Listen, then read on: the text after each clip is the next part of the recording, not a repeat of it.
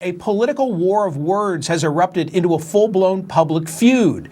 It's playing itself out between two Democrats, 2016 presidential candidate Hillary Clinton, current 2020 contender Congresswoman Tulsi Gabbard, and neither are mincing words. The battle started when Clinton said this about Gabbard during a podcast.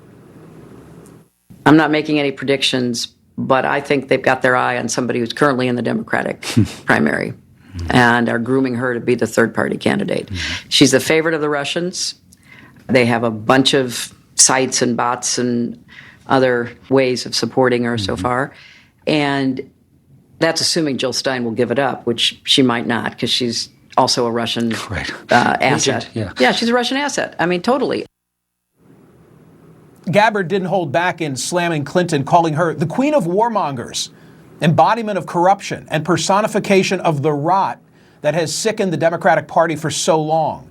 Clinton didn't name Gabbard, but when asked if she was in fact referring to the Hawaii Congresswoman, her spokesman said, "If the nesting doll fits." Her spokesman then said the initial grooming comment referred to Republicans, not Russia. Gabbard again denied that she would launch a third-party run last night. My next guest is the other person the Secretary Clinton mentioned in that interview, calling her, quote-unquote, totally a Russian asset. Former Green Party presidential candidate Dr. Jill Stein. Dr. Stein, I went to Merriam-Webster, looked up asset just to be sure. Here's what it says. Something useful in an effort to foil or defeat an enemy, such as a piece of military equipment or a spy. Are you a Russian spy? No, I am not a Russian spy. I think this is a completely unhinged conspiracy theory for which there is absolutely no basis in fact, not for myself and not for Tulsi Gabbard. I think it's really outrageous that Hillary Clinton is trying to promote this crazy idea. You know, you can't just slander people. You have to present some basis in fact. Tulsi has said that she is dedicated to running as a Democrat, and she has been for her whole life, so that's pretty believable. I am not running for office. Somehow Hillary Clinton didn't do her Google research, or she would know that I am not running. So it's preposterous to say if I will give it up.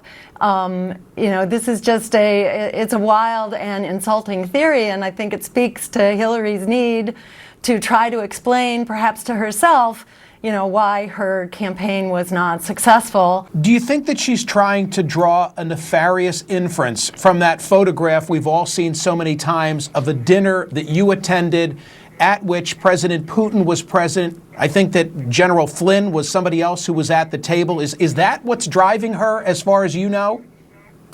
Well, let me just say there are many pictures, many more pictures of Hillary Clinton having intimate conversations with Putin whispering in her ear. And we actually know there was some real money exchanged. For example, when her husband was paid something like $500,000 to give a single speech to a Kremlin-connected Russian bank associated with the sale of part of the U.S. uranium supply approved under Hillary Clinton's watch. So that might be the kind of thing you'd want to investigate. But simply attending a dinner at a conference where I went to basically tell Russia they needed to stop bombing Syria and to advocate for a ceasefire in the Middle East, that's a good thing. I think we need more of that kind of dialogue. You have to talk with your adversaries as well as with your allies. Yes.